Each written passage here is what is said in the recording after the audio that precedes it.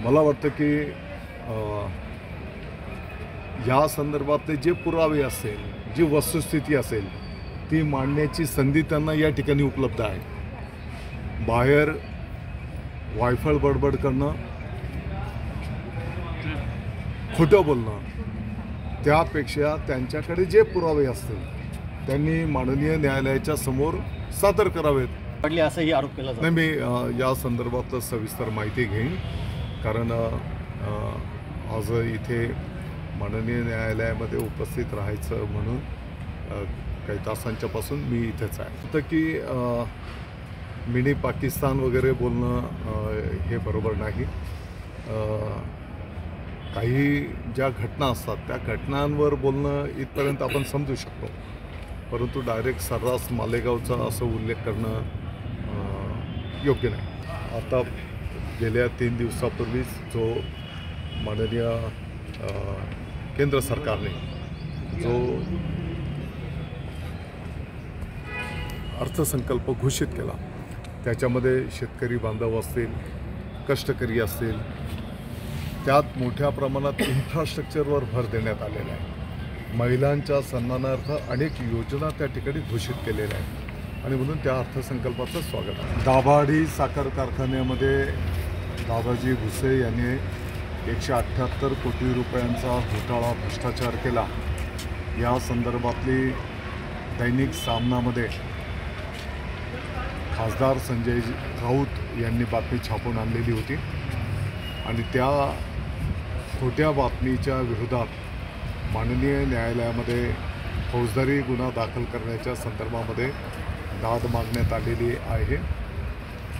यापूर्वी त्यांना मालेगावची माफी मागण्याचं नोटीस आम्ही दिलेली होती, त्याला प्रतिसाद न दिल्यामुळे आता माननीय न्यायालयामध्ये फौजदारी गुन्हा दाखल करण्याची मागणी करण्यात आलेली आहे। खऱ्या अर्थाने आज खासदार राऊत यांनी या ठिकाणी उपस्थित राहणं अपेक्षित होतं, कारण माननीय सर्वोच्च न्यायालयाच्या आदेशानुसार विहित मुदतीमध्ये हे निर्णय करणे त्या ठिकाणी अपेक्षित आहे, न्यायनिवाडा करणं अपेक्षित आहे। आज खासदार राऊत या ठिकाणी उपस्थित राहिलेले नाहीत। माननीय न्यायालयाने त्या संदर्भातला संबंधित वकील महोदयांना समज दिलेली आहे। ज्या पद्धतीने रासायनिक खतं आज शेतकरी बांधवांना उपलब्ध करून दिले जातात, आंतरराष्ट्रीय पातळीवर जर म्हणाल तर त्या खतांमध्ये जे काही रासायनिक पदार्थ असतात त्यांच्या किमती भरमसाठ वाढलेल्या आहेत, तरी पण त्याच्यावर मोठ्या प्रमाणात केंद्र सरकार स्वतः जबाबदारी स्वीकारते आणि किमान दरांमध्ये ती रासायनिक खतं शेतकरी बांधवांना उपलब्ध करून दिली जातात। आता ही वस्तुस्थिती आहे की शेतकऱ्यांनी कष्टाने पिकवलेल्या मालाला भाव मिळाला पाहिजे, याबद्दल कोणाचंच दुमत असण्याचं काही कारण नाही।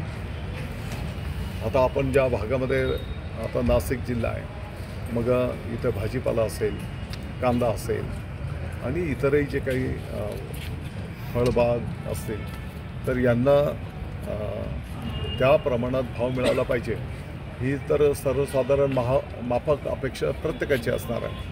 ती टंचाई आहे। साधारणपणे मागच्या 2 महिन्याच्या पासूनच आपण या संदर्भातले आढावा बैठक संपन्न केलेले आहेत। गाव पातळीवरचे जे काही स्थानिक अधिकारी असतात, ग्रामसेवक असतील, तलाठी असतील, कृषी सेवक असेल, त्यांना अलर्ट राहण्याच्या सूचना करण्यात आलेल्या आहेत। पिण्याच्या पाण्याच्या संदर्भात जिथे टंचाई अडचण असेल त्या ग्रामसेवक तलाठ्याने अहवाल दिल्याच्या नंतर ताबडतोबीने टँकरद्वारे पाणी उपलब्ध करून देण्याचे आदेश देण्यात आलेले आहेत। नाशिक जिल्ह्यातील कांदा पाठोपाठ आता द्राक्ष उत्पादन संकटात आलेला आहे। बांगलादेशने किलो मागे 104 रुपये आयात शुल्क आकारला आहे। तुम्ही आम्हाला कांदा देत नाही, आम्ही तुमचे द्राक्ष घेणार नाही, अशी भूमिका बांगलादेशने घेतलेली आहे। त्याच्यामुळे जे द्राक्ष बागायतदार आहे ते संकटात सापडलेले, त्यांना 10 रुपये किलो विकण्याची वेळ आहे। माननीय मुख्यमंत्री महोदय, माननीय उपमुख्यमंत्री महोदयांच्या कानावर हा विषय घालू आणि त्यांच्या माध्यमातून केंद्र शासनापर्यंत आपल्या शेतकरी बांधवांच्या भावना निश्चितपणे पोहोचवल्या जातात। माननीय न्यायालयाच्या समोर आमच्या बाजूने जे जे काही मुद्दे ठेवायचे होते, गेल्या 4 टर्मपासून मी पूर्वीचं दाभाडी आणि आत्ताचं मालेगाव बाह्य या विधानसभा मतदारसंघातनं या भागातल्या नागरिकांच्या आशीर्वादाने प्रतिनिधित्व करतो. स्थानिक पातळीवर यांनी जो काही मुद्दा उपस्थित केलेला आहे त्या संदर्भातल्या सर्व नागरिकांना इत्थंभूत माहिती आहे. मालेगावच्या सर्व नागरिकांना माहिती आहे की हे सगळं खोटारडं आहे आणि म्हणून मालेगावकरांची त्यांनी माफी मागितली पाहिजे असं आम्ही त्यांना पहिल्या प्रथम नोटीसमध्ये कळवलं होतं. त्याला प्रतिसाद न दिल्यामुळे आता फौजदारी गुन्हा दाखल करण्याच्या संदर्भातला विनंती माननीय न्यायालयाला आम्ही केलेली आहे. तुम्ही पुरावे दिले काय त्यांचं पुरावे आमच्या बाजूचे जे होते ते दिलेले आहेत. आता त्याने पुरावे दाखल करायचे आहेत. 178 कोटीचा घोटाळा कसा केलेला आहे ते पुरावे त्याने द्यायचे आहेत.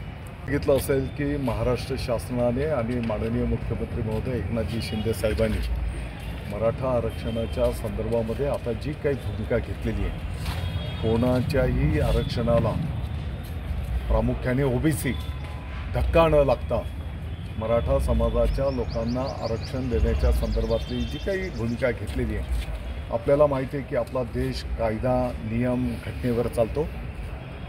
1957च्या पूर्वीचा कुणबी पुरावा ज्याच्याकडे असेल त्या कुटुंबाला त्याच्या वंशजांना कुणबी नोंदीच्याद्वारे त्याला प्रमाणपत्र देणं. आपल्याला माहिती आहे की कुणबी हा ओबीसीमध्ये बसतो आणि ज्याच्याकडे 1957च्या पूर्वीचा पुरावा असेल त्यांना ते प्रमाणपत्र मिळणार. याच्यात चुकीची काय गोष्ट आहे? भुजबळ साहेबांना काही तक्रार आहे ना? नाही म्हणजे मराठा आता ओबीसी झाला असं म्हणायचं. आता झाला असं नाही, मी तेच सांगतो. आपण कुठेतरी गैरसमज होत आहे. हा नवीन विषय नाही. यापूर्वीच्याच कायद्यामध्ये तरतूद आहे. 1957च्या पूर्वीचं ज्या मराठा कुटुंबांमध्ये कुणबी नोंद आहे त्यांना ओबीसी प्रमाणपत्र काही वर्षाच्या पासून दिलं जात आहे. हा नवीन थोडी विषय आलेला आहे. यात काही बनावट नोंदी झाल्याचा आरोप पर्टिक्युलर ज्या बनावट नोंदी झाल्या असेल त्यांच्यावर गुन्हे दाखल केले जातील. कोण चुकीचे कागदपत्र सादर करत असेल आणि खोटे कागदपत्र दाखल करून ते ओबीसीच काय मराठाच काय कोणत्याही समाजाचा असू दे त्याच्यावर गुन्हे दाखल केले जातील, कायदेशीर कारवाई होईल.